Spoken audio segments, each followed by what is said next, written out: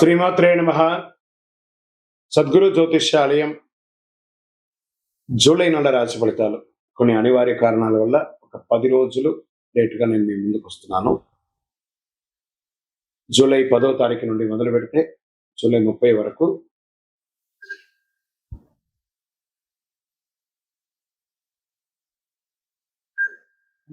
గ్రహాలన్నీ కూడా ఎలాంటి ఫలితాలు ఇవ్వబోతున్నాయి, ఈ 20 రోజుల్లో ఉద్యోగ, వ్యాపార, వ్యవహార, కుటుంబ అన్ని కూడా గోచార ప్రకారంగా ఎలా ఉన్నాయని చెప్పి మేము ముందుకు రాబోతున్నాను. జ్యోతిష్యం అంటే అందరికీ ఒక ఉత్సాహం. ఈ నెల నాకు ఎలా ఉండబోతుంది అనేది. చాలా మంది గురుగారు ఈ నెల మీరు నాకు అందుబాటులో లేదు అనడం కొన్ని అనివార్య కారణాల వల్ల నేను కాస్త ఆలస్యంగా వచ్చాను. మీకు కలిగిన ఇబ్బందికి క్షమించండి. జ్యోతిష్యం పడుతున్న వర్షానికి ఒక గొడుగు మాత్రమే కానీ జ్యోతిష్యం జీవితం కాదు. ఈ యొక్క ఫలితాలన్నీ మీ యొక్క వ్యక్తిగత జాతకానికి ఒక 30% మాత్రమే వర్తిస్తుంది. జ్యోతిష్ శాస్త్రరీత్యా వృశ్చిక రాశి మిత్రులారా, నా హృదయంలో ఎడమ భాగంలో ఉన్నటువంటి వృశ్చిక రాశి మిత్రులారా, జూలై 10వ తారీఖు నుండి 30వ తారీఖు వరకు గల శుభాశుభ ఫలితాలు. అదేంటండి గురుగారు, మీరు వృశ్చిక రాశి గురించి గొప్ప చెప్తున్న మిగతా రాశి బాగాలేదంటే, వృశ్చిక రాశిలో ఈ ప్రపంచంలో ఎవరైనా వృశ్చిక రాశి ఉంటే వాళ్ళు నా దగ్గర జాతకం చెప్పాలి. ఎందుకంటే వాళ్ళ కోసమే పుట్టినవానేమో. నేను వృశ్చిక రాశి గురించి నేను కొంచెం ఎక్కువ ఆలోచన చేశాను. వృశ్చిక రాశి మిత్రులారా, ఈ నెల మీకు ఎలా ఉండబోతుందంటే అద్భుతమైన ఫలితాలు పొందుతారు. ఎలాంటి ఫలితాలు పొందబోతున్నారు? ఫస్ట్, కోర్టు వ్యవహారాలు ఏమైనా ఉండిందంటే అవన్నీ తొలగించబడతాయండి. గ్రహస్థితులు ఎలా ఉన్నాయి మీకు? కుజుడు ప్రభావం ధైర్యాన్ని, పోరాట పటిమను పెంచుతాడు. గురుగ్రహం మీకు దైవానుగ్రహం, గౌరవం, ఆర్థిక స్థిరత్వాన్ని ప్రసాదిస్తాడు. శని కష్టాన్ని పరీక్షించిన చివరికి విజయాన్ని మీ వైపు తిప్పుతాడు. రాహు కొత్త అవకాశాలు ఇస్తాడు. కేతు అంతర్ముఖ ఆలోచనలు పెంచి సరైన నిర్ణయాలు ఇచ్చే అవకాశాలు ఎక్కువ కనబడుతున్నాయి. ఇంకా వ్యాపారంలో వేగంగా అభివృద్ధి కనిపిస్తుంది. నిర్మాణం, మైనింగ్స్, ఇనుము, రసాయనాలు, మెడికల్, సెక్యూరిటీ, డిజిటల్ సేవలు, వ్యవసాయ అనుబంధ రంగంలో ఉన్న వారికి లాభాలు పెరుగుతాయి. కొత్త పెట్టుబడులు సరైన ప్రణాళికతో చేస్తే దీర్ఘకాలిక ప్రయోజనం ఉంటుంది. ఇంకా ఆర్థికంగా చూస్తే గతంలో ఉన్న ఒత్తిడి తగ్గుతుంది. నిలిచిపోయిన చెల్లింపులు అందుతాయి. కొత్త ఆదాయ మార్గాలు ఏర్పడతాయి. అనవసరపు ఖర్చులు నియంత్రించే పొదుపు పెరుగుతుంది. కుటుంబ అవసరాల కోసం చేసే ఖర్చులు శుభప్రదంగా ఉంటాయి. ఉద్యోగస్తులకి, ఉన్నతాధికారులకి గుర్తింపు లభిస్తుంది. పదోన్నతి, జీతం పెంపు, కీలక బాధ్యతలు చేపట్టే అవకాశం ఉంది. ఉద్యోగ మార్పు కోరుకునే వారికి మంచి అవకాశాలు ఉన్నాయి. ఆహ్వానాలు వచ్చే అవకాశాలు బాగా ఉన్నాయి. ఇంకా ప్రభుత్వ రంగంలో ఏ పనులు జరుగుతుందంటే, ప్రభుత్వ ఉద్యోగ బదిలీ, పదోన్నతి లేదా కొత్త బాధ్యతలు లభించే అవకాశం ఉంది. ప్రభుత్వ టెండర్ లైసెన్స్ పెండింగ్ ఫైళ్లు పూర్తి అవుతాయి. రాజకీయ రంగంలో ఉన్న వారికి ప్రజాదరణ మద్దతు పెరుగుతుంది. ప్రైవేటు ఉద్యోగాలు, IT, defence, pharma, banking, multinational సంస్థలు, సైబర్ సెక్యూరిటీ రంగంలో ఉన్న వారికి కొత్త అవకాశాలు లభిస్తాయి. విదేశీయ ప్రాజెక్టులు పనిచేసే అవకాశాలు కూడా చాలా ఉన్నాయి. కుటుంబంలో శుభకార్యాలపై చర్చలు పెరుగుతుంది. పెద్దల ఆశీర్వాదం వల్ల నిలిచిపోయిన పనులు పెరుగుతాయి. సోదరులు, బంధువులతో ఉన్న విభేదాలు తొలగుతాయి. కుటుంబ సభ్యుల ఆరోగ్యం శ్రద్ధ వహిస్తుంది. ప్రేమ, దాంపత్యం ఉన్నవారికి సంబంధం మరింత బలపడుతుంది. వివాహ ప్రయత్నాలు చేస్తున్న వారికి మంచి సంబంధాలు వచ్చే అవకాశాలు ఉన్నాయి. దాంపత్య జీవితంలో పరస్పర నమ్మకం పెరుగుతుంది. కోపాన్ని తగ్గించి మాట్లాడితే బంధం బలపడుతుంది. సినిమా రంగం వారికి మంచి అవకాశాలు. Get ready. సినిమా రంగమా, గెట్ రెడీ. వృశ్చిక రాశిలో ఉన్న సినిమా రంగం వారందరికీ మంచి అవకాశాలు. యూట్యూబ్, టెలివిజన్, సంగీతం, రచన, యాక్షన్, టెక్నికల్, డిజిటల్ మీడియా రంగంలో ఉన్న వారికి కొత్త అవకాశాలు. మీ కృషికి ఆలస్యమైన మంచి గుర్తింపు వస్తుంది. ప్రముఖ వ్యక్తులతో పరిచయాలు పెరిగి సమాజంలో గొప్ప స్థితికి వెళ్ళే అవకాశాలు 100కు 1000% ఉంది. గెట్ రెడీ వృశ్చిక రాశి మిత్రులారా, కళాకారులందరూ గెట్ రెడీ. కోర్టు వ్యవహారాల్లో అనుకూలమైనటువంటి పరిణామాలు కనిపిస్తున్నాయి. భూమి, ఆస్తి, వ్యాపార ఒప్పందాలకు సంబంధించిన వివాహంలో పరిష్కారం వచ్చే అవకాశం ఉన్నాయి. ఇక విదేశీయ ఉద్యోగాల కోసం ప్రయత్నం చేసిన వాళ్ళకి కొన్ని అవకాశాలు వస్తున్నాయి. ఆల్రెడీ అక్కడ స్థిరపడి ఉద్యోగం ఉండి పోగొట్టుకున్న వాళ్ళకి మళ్ళీ లెటర్ స్టార్ట్ అవుతున్నాయి. రండి, జాయిన్ అవ్వండి అని చెప్పే అవకాశాలు ఉన్నాయి. ధైర్యంగా ఉండండి. వృశ్చిక రాశి మిత్రులారు, బాగా అలసిపోయారండి మీరు సమస్యలతో. ఇప్పుడు మీకు రాబోతుంది చూడండి, టన్స్ ఆఫ్ టన్స్ అనుగ్రహం రాబోతుంది. చూడండి, రియల్ ఎస్టేట్ రంగం వారికి మార్కెట్ స్తబ్దతగా ఉంది, కానీ కన్స్ట్రక్షన్స్ ఏమైనా చేయండి, లేదా పెట్టుబడులు పెట్టడం మొదలు పెట్టండి. రానున్న రోజులు మీదే అని చెప్పొచ్చు. ఇంకా hotel, hospital, consultancy, finance, logistic, travel పరిశ్రమల వారికి ఆదాయం పెరుగుతుంది. కస్టమర్లు పెరుగుతారు. ఆరోగ్యపరంగా బ్లడ్ ప్రెషర్స్, కీళ్ల నొప్పులు, కడుపు సంబంధిత సమస్యలు, అలసట, ఏదైనా ఒక అకాల వార్త వినడము ఇలాంటివి జరిగే అవకాశాలు ఈ కాలంలో కనబడుతున్నాయి. ఆరోగ్యం పట్ల చాలా జాగ్రత్తగా ఉండాల్సినటువంటి సమస్య. రైతులకు వ్యవసాయంలో మంచి దిగుబడి కనబడుతుంది. పత్తి, మిర్చి, పుష్పధాన్యాలు, ఉద్యానవనాలు పంటలు సాగే అవకాశాలు బాగా కనబడతాయి. విద్యార్థులకి పోటీ పరీక్ష, police, defence, medicals, engineering, civils పరిశోధన రంగంలో ప్రయత్నం చేసిన వారికి ఇది చాలా అనుకూలమైనటువంటి సమయం. Get ready. అదృష్టమైనటువంటి దినాలు 12, 15, 19, 24, 28, 30. అదృష్ట సంఖ్య 9 మరియు 3. అదృష్ట రంగులు ఎరుపు, ముదురు ఎరుపు, కాషాయం. అదృష్ట దిక్కు దక్షిణ దిక్కు. ఈ ప్రతి మంగళవారం శ్రీ సుబ్రహ్మణ్య స్వామి వారికి లేదా ఆంజనేయ స్వామి వారికి ఎర్ర రిప్పులతో అర్చన చేయండి. ఇది ఒక మంచి పరిహారం. ఓం అంగారకాయ నమః, ఓం సుబ్రహ్మణ్యాయ నమః లేదా హనుమాన్ చాలీసా పారాయణం చేసుకుంటూ ప్రదక్షిణం చేయండి. మంగళవారం ఎర్ర కందులు దానం చేయండి. వల్ల కుజగ్రహం అనుకూలమవుతుంది. బెల్లం, రాగి పాత్రలో ఎరుపు వస్త్రాలు విద్యార్థులకు ఇవ్వండి. పుస్తకాలు ఇవ్వండి, పెన్సిల్స్ ఇవ్వండి, పేదవాళ్ళకి అన్నదానం చేయండి. అన్ని రకాలైనటువంటి ఫలితాలు పొందుతారు. ఆలోచించే నిర్ణయాలు తీసుకుంటే ఈ కాలం మీ జీవితంలో కొత్త విజయానికి కొత్త బాట ఇస్తుంది. వృశ్చిక రాశి వారులారా, దిస్ ఇస్ యువర్ టైం. విజయం వస్తుంది. మీ యొక్క వ్యక్తిగత జాతకం తెలుసుకోవాలనుకుంటే మీ పరిసర ప్రాంతాల్లో ఉన్నటువంటి గురువుల్ని సంప్రదించండి, జ్యోతిశాస్త్ర నిపుణుల్ని సంప్రదించండి. లేదా మా ద్వారానే మీరు జ్యోతిష్యం తెలుసుకోవాలి అనుకుంటే మన ఛానల్లో కనబడుతున్న డిస్ప్లేలో కనబడుతున్నటువంటి నంబర్కి మీ పేరు, మీ date of birth, time of birth, place of birth WhatsApp చేయండి. మా అడ్మిన్స్ మీకు రిప్లై ఇస్తారు. ఇకను శక్తివంతమైనటువంటి ఫలితాలు పొందడానికి అతి శక్తివంతమైనటువంటి కరుంగాళి మాల, ఈ కరుంగాళి మాలను మన దేవాలయంలో 48 రోజులు పూజ చేసి సిద్ధంగా ఉంచాం. చండీ, సుదర్శన, సుబ్రహ్మణ్య భుజంగం చేసి ఇలాంటి మాల ఉంది రెడీగా. ల్యాబ్ టెస్ట్ చేసి కావలసిన సంప్రదించండి. మాతో మాట్లాడి కన్ఫర్మ్ చేసిన తర్వాతనే మాల తీసుకోండి, కానీ డైరెక్ట్గా తీసుకోండి. ఇక్కడ ఆన్లైన్లో మేము అమ్మట్లేదు. మా సంస్థకు మీరు అప్రోచ్ అయితేనే వాట్సాప్ ద్వారా ఫోన్ చేస్తేనే మీకు ఇస్తాను. కానీ మీరు బయట ఆన్లైన్ నుంచి తెచ్చుకుంటే మా సంస్థకు ఏ విధమైనటువంటి సంబంధం లేదు. మీరందరూ క్షేమంగా ఉండాలని భగవంతుని ప్రార్థిస్తున్నాను. సర్వే జనాః సుఖినో భవంతు. ఇంటి ముందు ముగ్గు వేయకపోతే ఏం జరుగుతుంది? అదొక ప్రశ్న, దానికి ఒక ఆన్సర్. ఇప్పుడు ఎలా చెప్తున్నాం అంటే కొన్ని ప్రశ్నలకు విచిత్రంగా కూడా ఉంటాయి అని కూడా చెప్పొచ్చు. ఆన్సర్ ఎలా ఉంటుందంటే, ఇంటి ముందు ముగ్గు వేయడం అనేది కేవలం అలంకరణ కాదు. ఇది ఒక హిందూ సంప్రదాయమైనటువంటి ఆరోగ్య, శుభ్రత, ఆధ్యాత్మిక సంస్కృతి అన్ని కలిసి ఉన్నదే ముగ్గు. ముగ్గు ఎందుకు వేస్తారు? లక్ష్మీదేవికి ఒక ఆహ్వానం. మన ఇంటికి లక్ష్మి కావాలి కదా. ఏమంటున్నాం? భాగ్యద లక్ష్మీ బారమ్మ అనే అమ్మవారిని పిలిచేటప్పుడు శుభ్రంగా ఉండాలి కదా.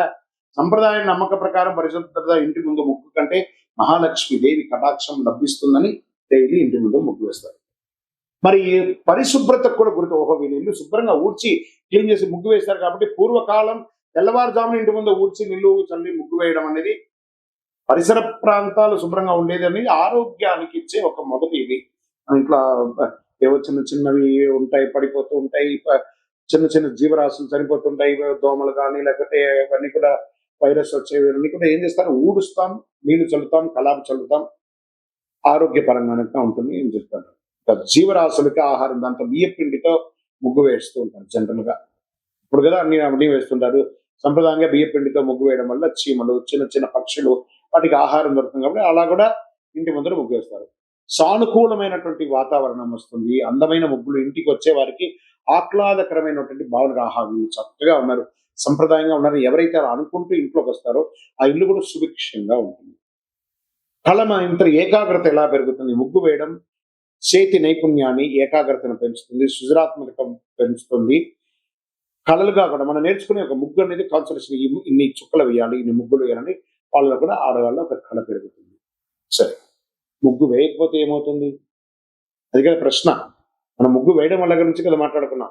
దీనిపై 2 రకాలైనటువంటి అవగాహన ఉన్నాయి. ఇంట్లో శుభశక్తులు తగ్గుతాయండి. ఫస్ట్, ఆ ఇల్లు ముగ్గు వేసే ఇల్లు, ఎదురిల్లు బాగుంటుంది, ఎదురు వేయకుండా ముగ్గు వేయకపోతే ఇంకా నిద్ర కూడా లేవలేదు అని మాట్లాడుతూ పోతారు. దరిద్రం స్టార్ట్ అవుతుంది. ఆ ఇంటి ముందర అశుభం కనబడుతూ ఉంటుంది. లక్ష్మీదేవి అనుగ్రహం తగ్గుతుంది. శుభకార్యాలకు అనుకూల వాతావరణం తగ్గుతుందని కొందరు విశ్లేషిస్తారు. కానీ వాస్తవ దృష్టిలో ముగ్గు వేయనంత మాత్రాన తప్పనిసరిగా ఏదైనా అశుభం జరుగుతుందా? శాస్త్రీయమైనటువంటి ఆధారాలు ఎక్కడ లేదు. ఏమి జరగదు. కొంతమంది ముగ్గు అనేది ఏంటో కూడా తెలియని వాళ్ళు కూడా ఉన్నారు. ఇలా కొన్ని గేటెడ్ కమ్యూనిటీస్ లో అపార్ట్మెంట్స్ లో ముగ్గు వేయడం అనేది లేదు, స్టిక్కర్ వేసేసి వదిలేస్తున్నారు. అయితే పరిశుభ్రత సంప్రదాయం అందం వంటి ప్రయోజనాలు కోల్పోతారు ముగ్గు వేయకపోతే.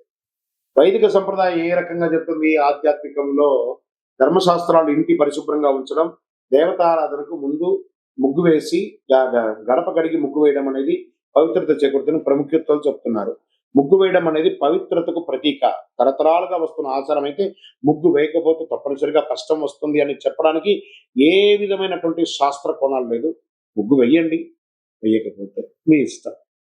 వేయకపోతే ఏదో తప్పు జరిగిపోతుంది అనేది భ్రమలోకి వెళ్ళకండి.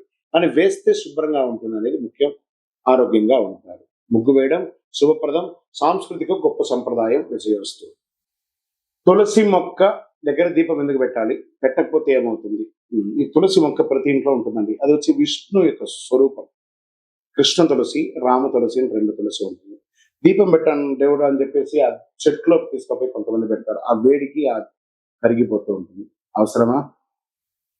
తర్వాత ఆ చెట్టు మొదలు కింద పెడతారు, అవి కూడా కరిగిపోతాయి. చూడండి, తులసి మొక్క పెట్టిన దీపం దగ్గర పెట్టడం వల్ల పెట్టిన దీపము షింక్ అయిపోయి ఉంటుంది. ఆ యొక్క ఆకులంతా ఖచ్చితంగా దీపం పెట్టాలి తులసి మొక్క దగ్గర. ఆ కోటలాగా ఉంటుంది కదా, బయట పెట్టండి. ఒక చిన్న ముగ్గు వేసి ఆ దీపాన్ని బయట పెట్టండి.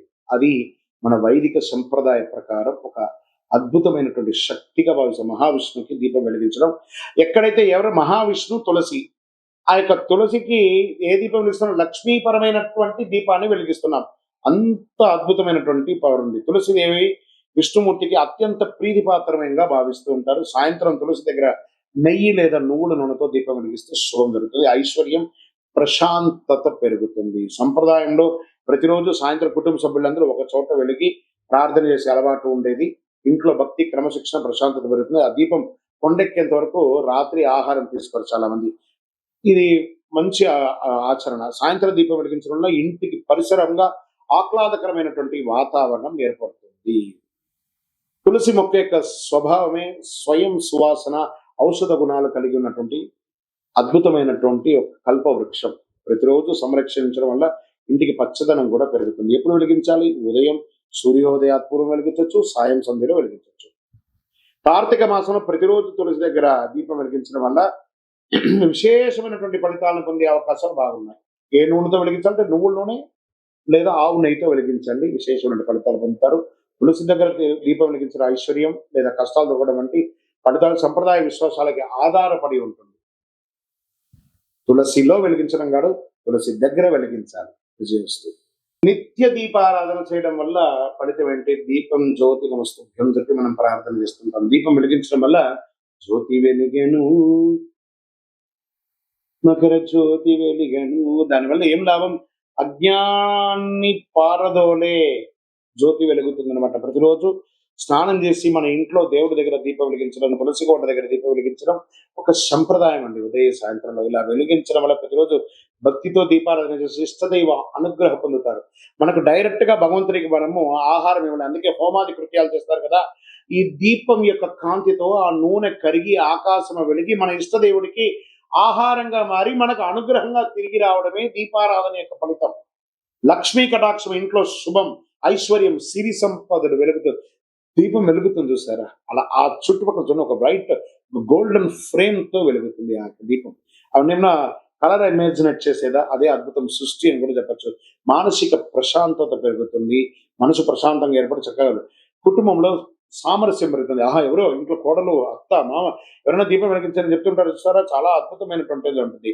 ప్రతికూలత అంతా కూడా తొలగిపోతుంది, నెగిటివ్ వైబ్స్ అంతా తొలగిపోతుంది. ఉదయ సంధ్య దీపాలు వెలిగించడం వల్ల ఆరోగ్యపరమైనటువంటి దినచర్యగా మారుతుంది. ఏ నూనెతో వేయొచ్చు అంటే ఆవు నెయ్యి, నువ్వుల నూనె, ఇతర సహజ నూనెలతో దీపారాధన చేయొచ్చు. అంత విశేషం. ఎల్లప్పుడూ వెలిగించాలా, అఖండం వెలిగించాలా, నిత్య దీపం వారి వారి శక్తిని బట్టి.